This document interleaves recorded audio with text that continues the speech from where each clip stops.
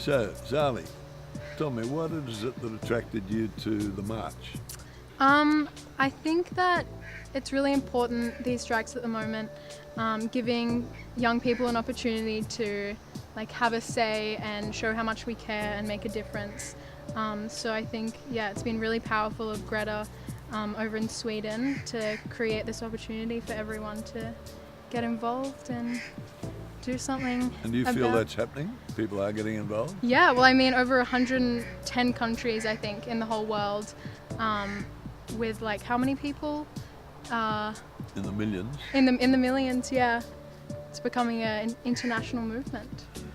Do you think a revolution could come out of that? I think that a revolution is what we need to actually fix this problem. It's not just within Australia, it's not just within our government and politicians. It actually needs to happen around the globe and be a revolution.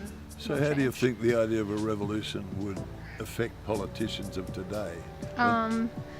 Probably just force them into taking responsibility of their actions and changing them.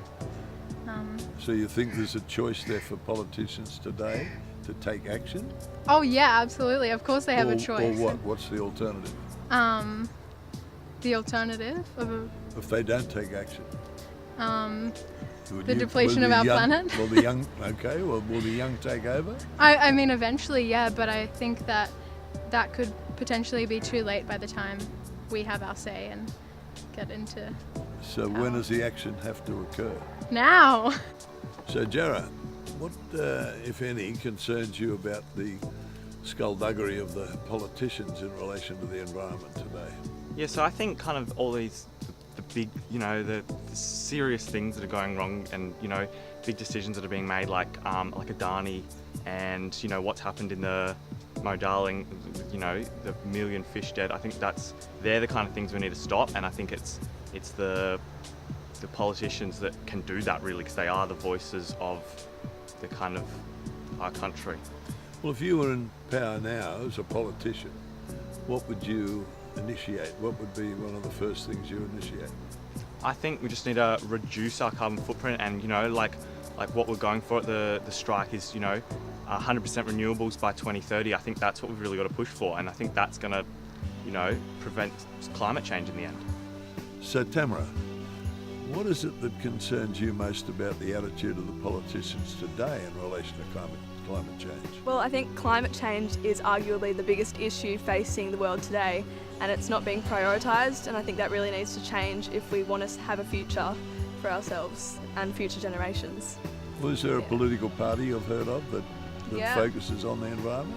Yeah, well, I think ICAN, if they could get into power, they could make a real difference, and we could actually see that change that everyone's kind of waiting for and needing for our future.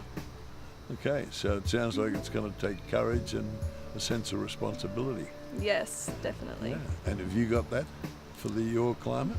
I'd like to think so, that I'm passionate about this. Good on you, Tamara. Thanks very much. Thank you. Cheers. So Jazz, what got you involved with climate change? Oh yeah, so I came here today to promote action in the government to make a change. Do you think the government's capable of that sort of action? Yeah, I think it is if they actually try. So what do you reckon the government needs to make the changes? They need fresh faces that have new ideas and new perspectives from different people. Yeah. Do you think you're running? Maybe, one day, yeah. Cool. So Lily, what concerns you most about the environment? Well, what concerns me most is when it's time for me to have my family, I want my kids to be able to grow up in a world where they don't have to worry about climate change. So how do you think we're going to affect that? Well, obviously changes need to be made by the government and the people in power, and I think maybe another political party like ICAN could get in there and make some changes.